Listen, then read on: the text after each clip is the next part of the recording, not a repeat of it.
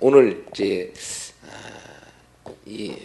지금까지 유대인들의 가장 중요한 세 가지 신앙의 모습을 가르쳐주고 있는데, 구제에 대해서, 그리고 기도에 대해서, 그리고 금식에 대해서 유대인들이 가장 중요시 여기는 덕목인데, 예수님께서 이 세 가지를 통하여서 너희는 지금까지 이렇게 해왔지만 나는, 그래서 예수님이 여기에 대한 새로운 가르침들을 지금 주고 있는 거예요. 그렇죠? 그런데 너무 놀라운 것은요, 이 세 가지의 가르침에 대하여 유대인들이 가지고 있었던 기본적인 생각은 결국 누구에게 보이는 것입니까? 한마디로 예수님은 외식이라고 하는 단어로 이 신앙생활의 모습을 규정해 주고 있습니다.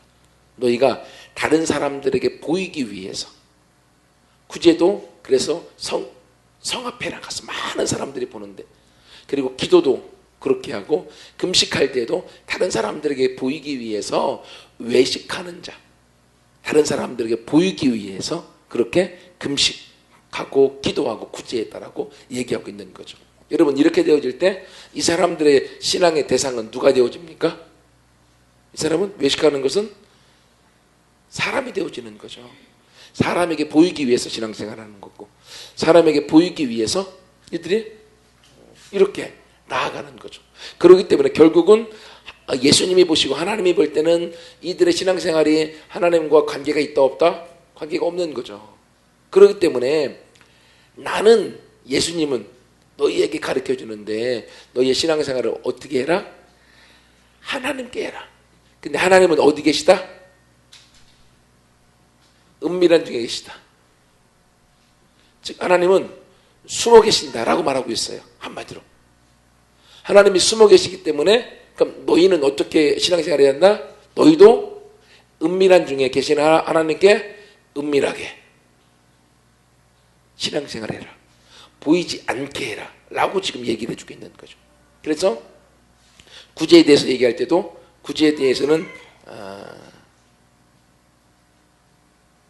4절에 너희 구제함을 은밀하게 하라. 은밀한 중에 보시는 내 아버지께서 갚으실 것이다. 아무도 모르게. 유대인들은 실제로 금식할 때에 모든 성도들이 다 구제한다고 말씀드렸죠. 집에 구제에 동으로 된 항아리가 있어서 거기다가 동전을 올리면서 어렸을 때부터 구제에 대한 가르침을 해주고 있다라고 얘기를 하고 있고요. 그리고 기도할 때도 마찬가지로, 기도할 때도 어떻게 하라고요? 네. 기도할 때 은밀한 중에 계신 하나님 앞에 너희가 은밀하게 기도해라 라고 얘기를 해주고 있고, 오늘 금식에 대한 것도 은밀한 중에 계신 하나님 앞에 너희가 금식하라 라고 얘기를 해주고 있는 거죠. 결국 신앙생활은 하나님께 하는 것인데, 근데 여기서 하기 전에 이 기도에 대한 마지막, 예수님께서 너희는 다시 주기도문으로 기도를 이렇게 해라 가르쳐주고, 여기에 대한 한 가지 첨부로 용서에 대한 가르침을 해주고 있어요. 그게 14절부터 15절까지가. 요게 너희가 사람의 잘못을 용서하면 하늘 아버지께서 너희 잘못을 용서해 주실 것이지만, 용서하지 않으면 어떻게 된다? 너희도 용서받지 못할 것이다. 요건 몇 절에 대한 확장인가 하면 12절 말씀, 주기도문의 12절 말씀 보세요. 우리가 우리에게 죄 지은 자를 사하여 준 것 같이 우리 죄를 사하여 주세요 라고 우리가 주기도문 기도하는 것처럼, 우리가 우리에게 죄 지은 사람의 죄를 용서해 주는 것처럼 우리의 죄도 용서해 주세요. 즉 사람의 잘못을 용서해 주면 하늘 아버지께서 너희 잘못도 용서해 주실 것이다. 그러나 사람의 잘못을 용서하지 않으면 너희 잘못도 용서받지 못할 것이다. 여러분, 이 말씀만 놓고 보면 우리가 오해할 수 있어요. 그죠? 보세요. 내가 있습니다. 타인이 나에게 잘못을 했어요. 이 잘못을 내가 용서해 주지 않으면 어떻게 됩니까? 하나님도 나를 용서하지 않는다고 하는 거죠. 타인이 잘못한 것을 용서하면 하나님도 용서해 주겠다라고 해주는 거죠. 그러면 우리가 용서받기 위해서는 다른 사람들의 잘못을 용서해 주어야만 된다라고 하는 조건적인 뭔가 좀 신앙생활에 잘못 뭔가 문제가 생기고 바른 가르침이 아닌 것 같죠. 여러분, 이것을 위해서는 우리가 한 가지 전제적으로 더 알아야 될 게 있습니다. 그게 뭔가 하면, 여러분, 하나님은요, 우리가 잘못한 것을 전적으로 우리가 예수 그리스도를 믿기만 하면 완전히 용서해 주시잖아요. 그죠? 그러면 우리가 첫 번째, 이 말씀이 있기 전에, 용서에 대한 말씀이 있기 전에 하나님의 전적인 용서가 있어요. 예수 그리스도를 통한 십자가의 죽으심을 통하여서 저 여러분의 모든 죄를 이미 용서하셨죠. 그죠? 아멘. 예. 이미 용서하셨어요. 우리 용서를 다 받은 사람들이죠. 오늘 이 주기도문의 기도를 할 수 있는 사람도 누굽니까? 용서를 받은 사람이죠. 용서를 받은 사람에게 하나님께서, 예수님께서 말씀을 가르쳐주고 기도를 가르쳐주고 있는 거죠. 그렇기 때문에 이미 용서받은 사람에게 거기서만 머물러면 안 된다고 하는 거죠. 이미 예수님께서 우리의 모든 죄를 용서해 주었지만 너희가 여기서 한 단계 더 나가서 이제는 이것은 예수 그리스도를 믿음으로 구원받은 거죠. 그렇지만 믿음으로 구원받은 데서 끝나면 안 되고 이제는 믿음의 삶을 통하여서 하나님의 일하심과 역사와 능력을 이 땅에 나타내 주도록 우리가 통로가 되어줘야 된다고 하는 거예요. 그래서 믿음으로 구원을 얻었습니다. 두 번째, 믿음의 삶을 통하여서 우리가 하나님의 통로가 되어줘야 돼요. 이건 믿음의 구원은 전적인 하나님의 구원입니다. 이미 용서받은 거예요. 예수님을 통하여서. 하지만 이미 용서받은 사람들이 여기서 머물르면 안 되고 우리의 신앙이 성장해서 이제는 다른 사람의 죄를 용서해 주는 단계까지 우리가 나아가야 된다고 하는 거예요. 그 용서의 삶이 드러날 때 그 삶이 예수 그리스도의 삶이고 예수님의 사신의 삶이 되어져서 우리가 다른 사람의 죄를 용서해 주면 다른 사람도 하나님도 우리의 죄를 용서해 주고 하나님과 더 친밀한 관계 가운데 우리가 나가게 된다고 하는 거예요. 이게 오늘 14절과 15절에 있는 용서에 대한 말씀인 것입니다. 근데 여러분 이건 용서에만 국한되는 말씀이 아니고요.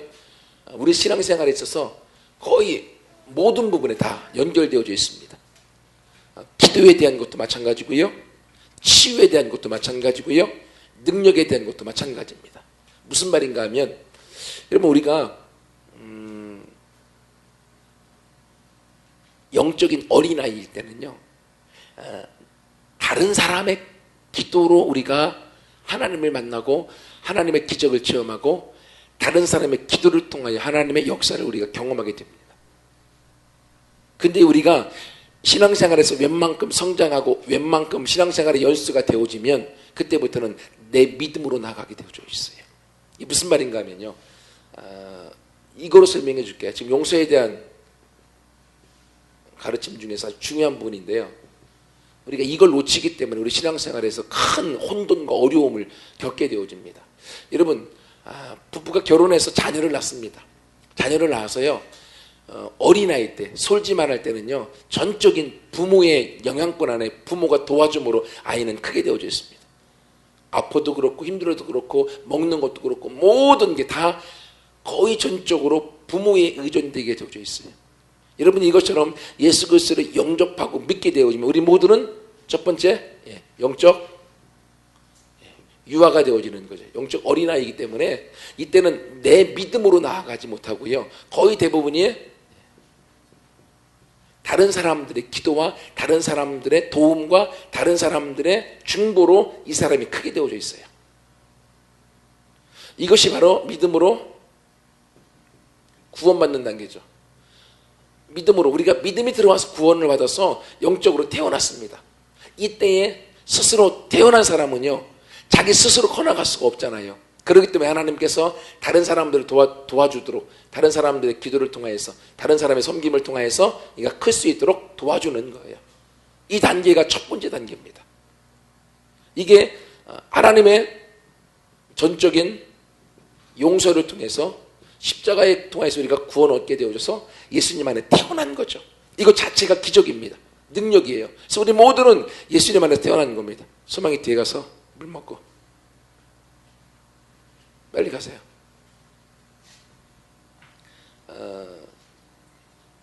영적인 유아 단계에서 우리가 이렇게 태어나요. 근데 여기서 멈추면 안 돼요. 근데 많은 신앙생활 하는 분들이 여기서만 멈췄어요. 한국교회를 우리가 일컬어서 뭐라고 하는가 하면 영적인 타가소라고까지 얘기합니다. 다 영적인 어린아이들만 모아 있어서 문제투성이라고 하는 거죠. 근데 오늘 본문의 말씀에 예수님께서 너희가 사람의 잘못을 용서하면 너희 하늘 아버지께서도 너희의 잘못을 용서해 줄 것이다. 그러나 다른 사람의 죄를 용서해 주지 않으면 하나님이 너희의 잘못도 용서해 주지 않을 것이다. 이때는 다른 사람의 기도를 통해서 치유가 일어납니다.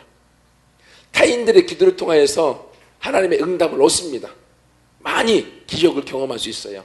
근데 신앙생활의 연수가 길어지고 신앙생활에 해나가면 두 번째 이제 영적 청소년기쯤이라고 말할 수 있겠죠. 청소년은 아니고 우리 하준이만한 때만 하더라도요. 인간적으로 하준이나 곧 3살, 4살 정도 되면 애들이 고집이 생깁니다. 그러면요. 부모가 웬만큼 다 품어서 다 키우지만 그런 너무 고집을 피우면 가끔씩 혼을 내주기도 하잖아요. 버릇을 고쳐주기도 하고.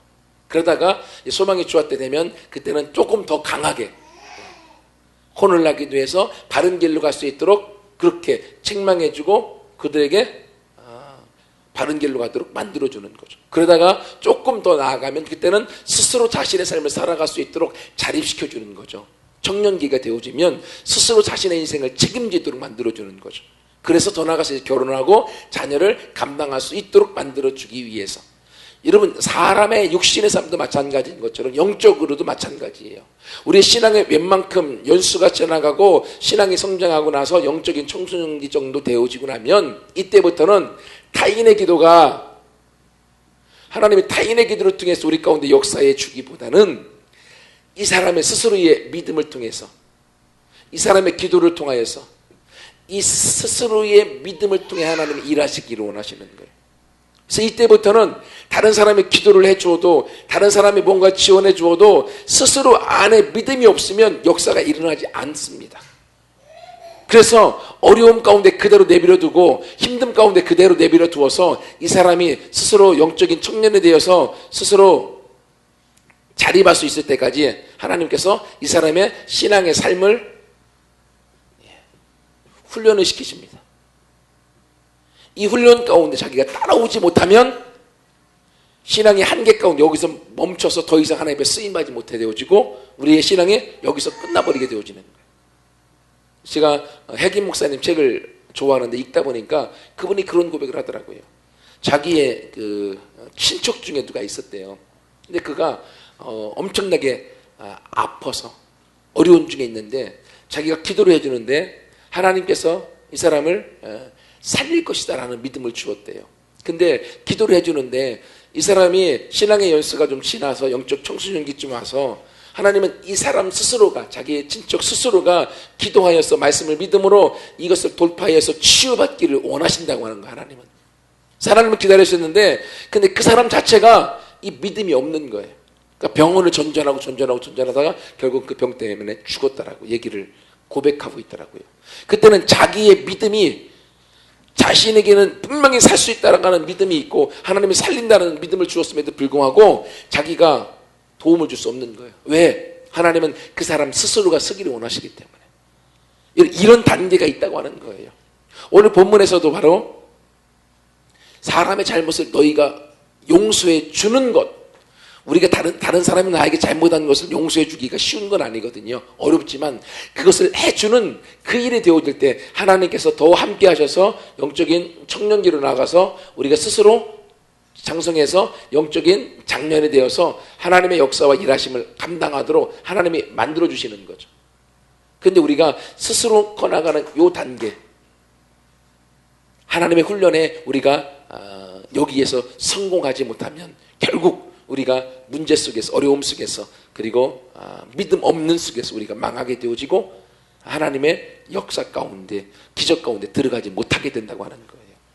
여러분, 우리는 지금 이 단계를 다 거치셨습니까? 아니면 이 단계에 있습니까? 한번 점검해 보세요. 그래서 주기도문에 우리 고백하는 것처럼 우리에게 죄 지은 자를 내가 사하여 준 것처럼, 그전에는 이미 하나님이 나의 죄를 사해 주셨죠. 이 용서가 크기 때문에 다른 사람의 죄도 용서할 수 있는 거예요. 만약에 내가 타인의 죄를 용서할 수 없다고 하는 건 하나님이 나에게 준 용서가 얼마나 큰가의 은혜를 잃어버렸다고 하는 반증인 거죠. 그래서 여러분, 성경에 1만 달란트 빚진 자 비유 있잖아요. 내가 1만 달란트, 약 10억 원을 빚졌습니다. 용서해 주었어요. 누군가 그냥 탕감해 주었어요. 얼마나 감사합니까? 근데 나한테 10만 원 빚진 사람 안 갚는다고 가서 고소해갖고 문제를 일으키고 있다고 하는 건 내가 받은 이 은혜가 얼마나 큰지를 모르는 거죠. 여러분, 하나님은 이 단계를 우리 스스로 넘을 수 있도록 기다리고 계세요. 그러므로 여러분이 하나님께서 영적인 청소년기에 지금 우리가 훈련받고 있다라고 하면 아무도 실망하지 않고 실패하지 않고 이 단계를 믿음으로 함께 뛰어 건너 넘어서 더 영적인 청년기요, 장년기요, 하나님 앞에 귀하게 쓰임바 되어져서 열매를 맛볼 수 있는 우리 모두가 되기를 축원합니다. 여러분, 그렇게 될 때요, 우리의 삶이 날마다 기적의 연속이 될 것입니다. 용서의 가르침을 말씀드렸어요. 두 번째는 이제 금식에 대한 거. 이 금식은 아까도 말씀드렸던 것처럼 금식은 누구에게 하는 거다? 대상이 하나님께 하는 거다. 그렇기 때문에 유대인들은 사람에게 하기 때문에 사람에게 보이려고 일부러 자기를 더 초췌하게, 수염도 안 깎고 사람이 야, 저 사람 왜 그래? 라고 물어보게 만들어서 나 금식한다 라고 하는 것을 나팔불려고 하는 모습으로 하고 있다는 거죠. 그래서 너희는 금식의 대상이 하나님이기 때문에 더 금식할 때 외모를 어떻게 하라? 외모를 가꾸라. 더 잘 보여줘라. 그러면 하나님께서 은밀한 중에 하나 너의 금식을 받으시고 하나님의 응답하실 것이다 라고 말해주고 있는 것입니다.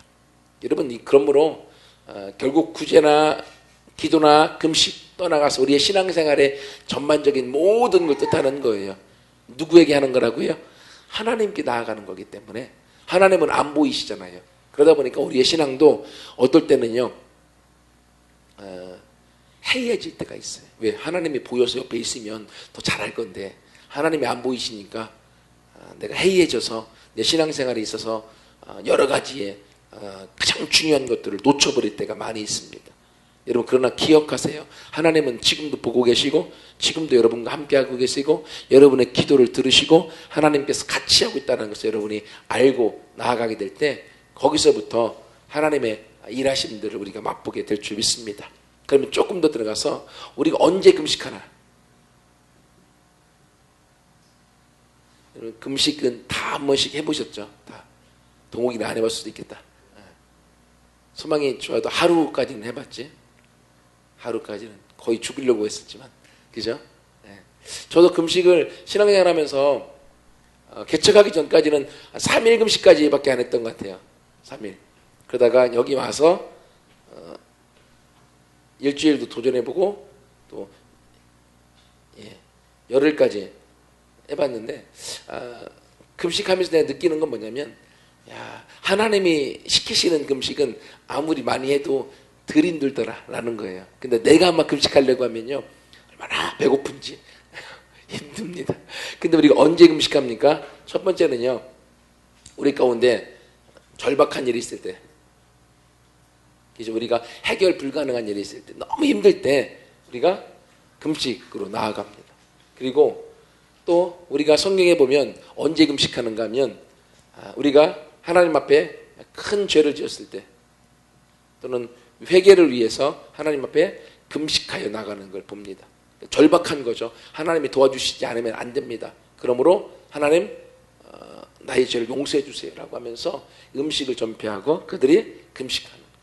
또 언제 금식하는가 하면 내 안에서 갈급함, 영적 갈급함이 있어서 하나님의 갈망, 하나님 앞에 나가고 하나님과 또 함께하고 싶어하는 영적인 갈망이 있을 때 안 되잖아요. 이때 금식하면서 나가요. 거의. 근데 이렇게 금식하면 하나님의 우리가 음성을 듣고 하나님께서 일하시는 것들을 자주 경험하게 되어집니다. 왜 그런가 하면요, 하나님의 목소리가 더 커진 게 아니라 금식하면서 우리의 소욕이죠, 우리의 정욕을 우리가 끊어버리니까 어떻게 되어집니까? 우리가 우리 마음의 갈망을 끊어버리니까 우리의 마음이 가난해지는 거예요. 우리의 마음이 가난해지고 그리고 우리의 영혼이 맑아져서 하나님의 음성에 우리가 잘 반응할 수 있는 거죠. 그래서 결국 금식은요, 여러 가지가 있지만 내 영이 맑아지는 거로 갑니다. 그러면 밥을 안 먹으면 내 몸은 육신은 힘들고 죽어져 가지만 우리 속사람인 영은 강해지고 맑아져서 하나님의 음성을 더 잘 들어서 하나님과 친밀해지고 하나님 앞에 나아갈 수가 있는 거죠.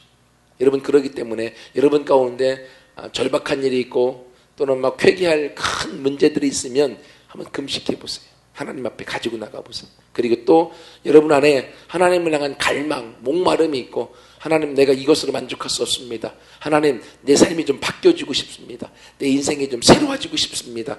하나님이 도와주시면 좋겠습니다. 라고 하면 이 세상에서 육신이 가장 필요로 하는 음식을 먹지 않고 기도하면요, 어떡합니까? 이거 안 도와주면 나 죽습니다는 거잖아요. 그러니까 하나님이 도와주시고 응답해 주시는 것을 경험하게 되어집니다. 여러분, 그러므로 우리가 이렇게 함께 금식해 나아가서 우리 삶 속에서도 은밀한 중에 보시는 하나님을 함께 경험하고 그 은혜 안에서 같이 나아가서 같이 좀 열매를 맛볼 수 있는 우리 모두가 되기를 소원합니다. 마지막으로 금식에 대해서 또 한 말씀을 드려야 되는 게, 성경을 찾아볼게요. 이사야서 58장 6절 말씀 있는데, 하나님이 기뻐하시는 금식이 뭔가 라고 본문이 있어 얘기해 주고 있습니다. 이사야서 58장 6절 말씀, 1039쪽인데요. 여기를 보면 이사야 선지자를 통하여서 하나님께서 하나님이 기뻐하시는 금식이 뭔가에 대해서 가르쳐주고 있습니다. 제가 읽어드릴까요? 이사야서 58장 6절, 내가 기뻐하는 금식은 흉악의 결박을 풀어주며 멍에의 줄을 끌어주며 압제 당하는 자를 자유하게 하며 모든 멍에를 꺾는 것이 아니겠느냐. 예. 그러면서 이제 줄인 자에게 내 양식을 나누어 주며 유리하는 빈민을 집에 들이며 헐벗은 자를 보면 입히고 고륙을 피하여 스스로 숨지 아니하는 것이 아니냐라고 하면서 이제 내가 금식을 통하여서 내 안의 결박과 그리고 묶임들이 다 풀어지고 자유케 될 뿐만이 아니라 그 금식을 통하여서 내가 금식한 것을 다른 사람들에게 나누어 주는 것이죠. 그래서 금식은 결국 나의 자유함과,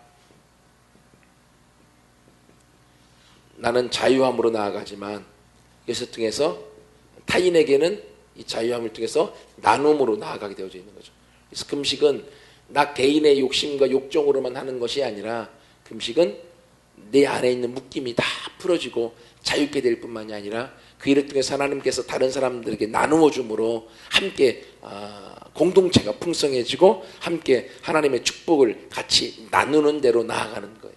여러분, 그럼 우리도 함께 신앙생활에 있어서 우리도 금식에 함께 도전하면서 은밀한 중에 계시는 하나님과의 더 친밀한 만남을 같이 경험하고 우리의 문제와 우리의 어려움들이 해결받을 뿐 아니라 우리가 육신의 질병에서 자유케 될 뿐만이 아니라 그 일을 통해서 우리 이웃들과 성도들에게 함께 나누어주고 그 은혜를 좀 같이 맛보고, 그뿐만이 아니라 용서에 대한 가르침에 대한 부분들 여러분 잘 기억하셔서 다른 사람의 기도로 내가 치유되고 기도 응답받고 내가 자유될 수 있지만, 내가 영적인 청소년기까지 좀 올라가면, 시간이 지나가면 그때부터는 하나님이 내 믿음을 보기 원하신다고 하는 거죠.